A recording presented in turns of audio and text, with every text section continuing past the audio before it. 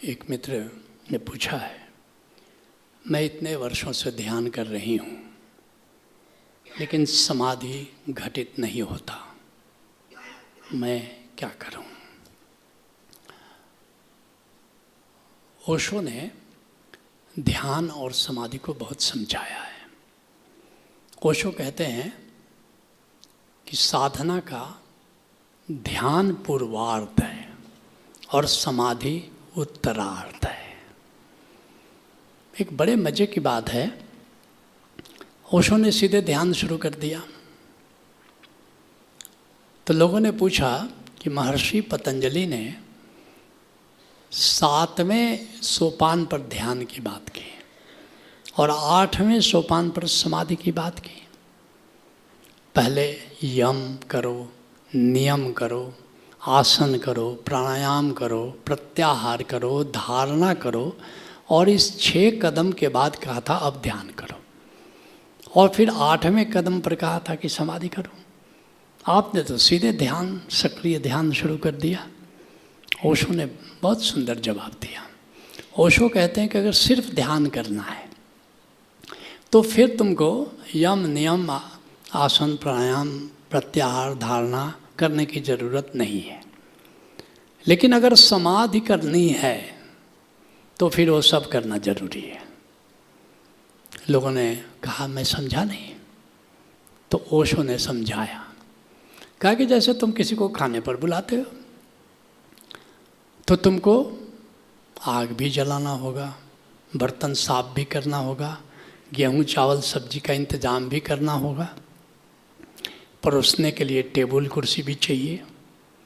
लेकिन अगर केवल बर्तन साफ करना है तो गेहूं की ज़रूरत है, न चावल की, न किसी चीज़ की ज़रूरत नहीं है, सीधे बर्तन साफ कर लो।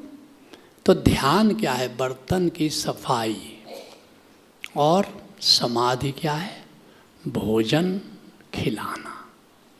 यह अंतर है।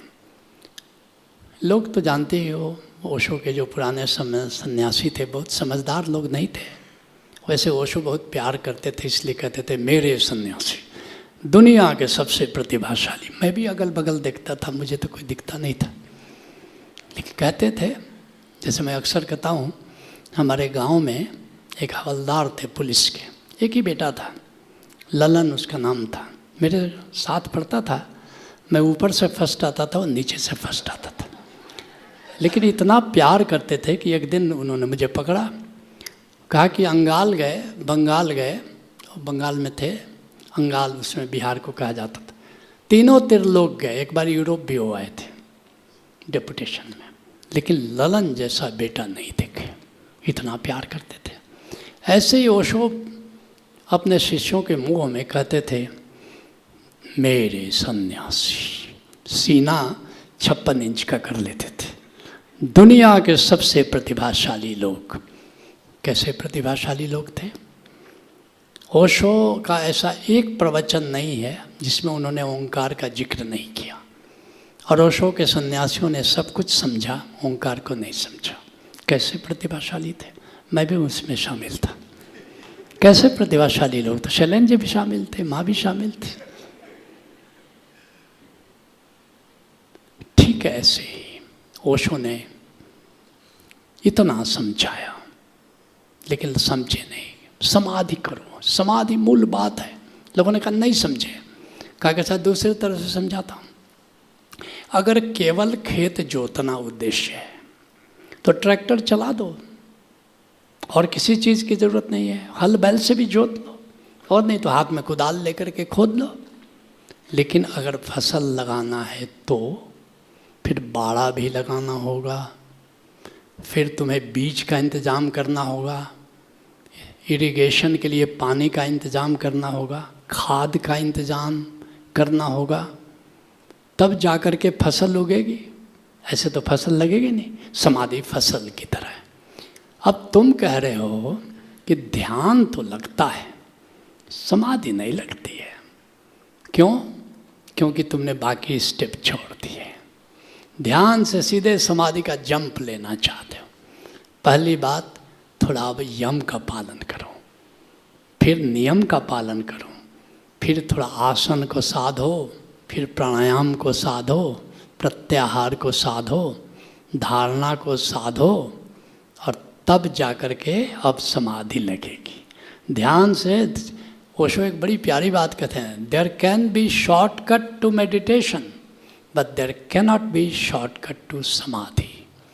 वैसे भी ध्यान तो निराकार के प्रति जागने से होगा, समाधि में जाना है तो अंतर आकाश को जानना होगा, 3 डायमेंशनल निराकार को जानना होगा, तब जाकर के समाधि लगेगी। लेकिन अंतर आकाश को जान भी लो तभी भी समाधि नहीं लगेगी, क्योंकि अब थोड़ा अनुशासन चाहिए, अब थोड़ा यम नियम चाहिए। संसार के प्रति तुम्हारा व्यवहार क्या है? यह यम है। और अपने मन को कैसे तुम साध रहे हो, ये नियम है। थोड़ा साधना करनी पड़ेगी, थोड़ा गहराई में उतरना होगा। ध्यान के लिए तो छिछले पानी में भी हो सकता है, समाधि के लिए ज़रा डुबकी लगानी होगी, थोड़ा गहरे पानी पे गहरे जाना होगा। Let's acknowledge.